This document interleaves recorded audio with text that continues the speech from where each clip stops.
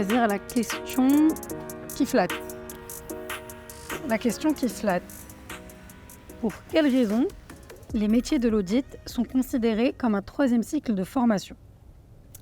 Alors Samy, est-ce que tu veux te lancer et nous répondre à cette question?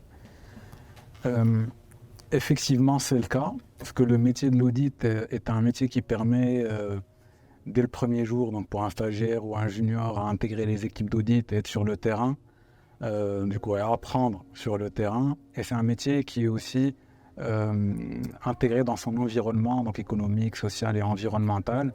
Et si j'ai à résumer l'apprentissage qu'on va en tirer en quelque sorte, c'est que premièrement, on va apprendre à s'organiser et à structurer ses pensées. Ça, d'une part. D'autre part, on sera amené à résoudre des problèmes. Effectivement, donc on a tendance à dire que l'auditeur, il est là pour chercher des défaillances, des anomalies, mais il est aussi là pour faire des recommandations, pour pouvoir les résoudre et y remédier. Faut s'initier dans la gestion, bien sûr. Et le troisième point, c'est ça nous apprend aussi à nouer des relations avec les collaborateurs, les interlocuteurs, les clients. Et ça, c'est un point très important parce qu'un audit d'un groupe, c'est un audit sur 3 ans. Donc chez PEC Maroc, donc on noue ces relations sur du moyen long terme. Donc je vois Yaya hocher la tête, ça veut dire qu'il est d'accord avec nous. Oui. Je pourrais même rajouter un élément également, c'est-à-dire l'auditeur, il est amené à intervenir dans des domaines bien spécifiques. Par exemple, comme le domaine bancaire, le domaine assurance. Il faudrait quand même, sur le terrain, avoir une bonne connaissance de ces réglementations pour lui permettre en fait, d'être beaucoup plus compétent en fait, sur le terrain. Donc, en soi également, ces éléments ne sont pas véritablement enseignés en fait, dans le parcours scolaire, on va dire. Donc, c'est des éléments qu'il faudra apprendre sur le terrain. Donc, pour résumer, ça t'apprend la technicité et les soft skills qu'on vient de citer. C'est vrai, ça fait écho avec le fait que souvent, quand on parle de l'audit ou de PwC, on fait référence à une école. On dit, on en ressort, c'est une école. C'est une école aussi qui dispense effectivement, je pense, une formation. Et je pense que ça regroupe un peu tout ce qui a été dit. Merci Samy et Yaya pour vos réponses. Très bien. Au suivant. Qui Nafes. Je vais prendre la question qui fâche. Ouais. Alors, on dit des auditeurs qui sont des personnes rigides et ennuyeuses. Est-ce le cas? Pas toi, Sarah. Je t'en prie. Alors, non, certainement pas. En tout cas, je pense que là, dans la grande majorité, je n'ai pas rencontré tout au long de ma carrière, en tout cas, de personnes rigides et ennuyeuses. Je pense qu'il y en a, peut y en avoir, mais ce sont des exceptions et comme j'imagine, c'est le cas partout. Mais en revanche, je pense là où il ne faut pas faire de confusion, c'est de se dire, effectivement, ça peut être un métier exigeant, ça peut être un métier rigoureux, dans lequel, en fait, on incarne des valeurs qui sont importantes, on incarne de l'éthique, on est tenu par des réelles obligations, ou des obligations de secret professionnel. On doit pouvoir réellement transmettre et créer de la confiance et un climat de confiance avec nos clients. Tout ça, c'est effectivement c'est important, ça exige une certaine posture, mais en aucun cas qui doit être véhiculé par de la rigidité ou de l'ennui. Moi, je me lance. Alors, quelles sont les qualités requises pour réussir dans les métiers de l'audit? Tiens, Oumaima. C'est à moi cette question?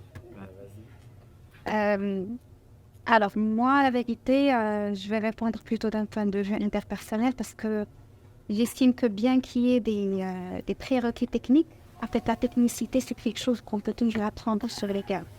Comme info, s'il y a 4 qualités essentielles pour un auditeur, c'est la persévérance, la résilience, l'esprit d'équipe et l'adaptabilité. Pourquoi ces 4 qualités? Parce que, typiquement, pour la résilience et la persévérance, ça permet en fait de gérer efficacement les défis et les sources de stress quotidiens. L'esprit d'équipe parce que ça crée une certaine cohésion et solidarité qui fédère l'équipe autour de l'atteinte d'un objectif commun, ce qui est très important. Après, finalement, on a l'adaptabilité parce qu'on évolue dans un domaine qui est assez dynamique. Donc, l'auditeur il est parfois amené à être un caméléon pour pouvoir s'adapter et naviguer sur différentes situations, différents contextes, différents secteurs d'activité, parfois différents interlocuteurs, différentes exigences et deadlines. Donc ici, l'adaptabilité et la flexibilité, c'est des qualités qui ont toute leur importance dans les métiers d'éthique. Alors, je vais piocher la dernière question, communauté. Et bien sûr, je n'ai pas besoin de désigner, donc ça va être toi, Yaya. La question, elle est adressée par Yacine et il dit comment l'équipe d'audit de PwC Maroc aborde des nouveaux enjeux et défis qui se présentent actuellement et quel impact cela a-t-il sur la façon dont elle mène ses missions. Donc, deux questions en une question. Ok. D'accord. Ces éléments en question, c'est-à-dire les enjeux et les défis, je peux les regrouper essentiellement en 3 points. Le premier élément, c'est d'abord les réglementations. Ensuite, je peux parler de l'intelligence artificielle. Et par finir, on peut parler de la méthodologie en fait.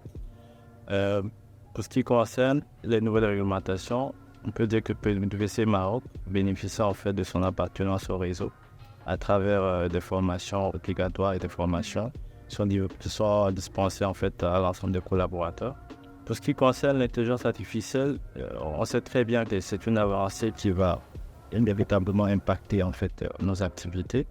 Et d'ailleurs, PwC Maroc a pris conscience pleinement de cet enjeu en question et nous réfléchissons à des projets qui vont fortement impacter en fait les activités et nos métiers en question. Pour ce qui concerne la méthodologie, forcément, elle va s'adapter en fait aux nouvelles réglementations et également à l'intelligence artificielle. En ajout, je peux parler de la No Solution qui est au sein de notre entité, qui encourage en fait tout ce qui est projet lié à l'innovation, tout ce qui est transformation digitale. Donc, ce sont des éléments, on va dire, qui peuvent fortement impacter le métier en question. Tout à fait, Yaya. Et d'ailleurs, revenant sur la question de l'intelligence artificielle, maintenant on commence à intégrer de plus en plus en fait, beaucoup de smart tools et ça occupe une place importante dans la démarche d'audit de PwC parce que ça nous facilite en fait tout ce qui est monitoring, réalisation et facilitation. Ça permet aussi d'accompagner nos clients parce qu'eux, ils ont aussi cet enjeu-là de digitalisation. Donc ça va de soi, en fait.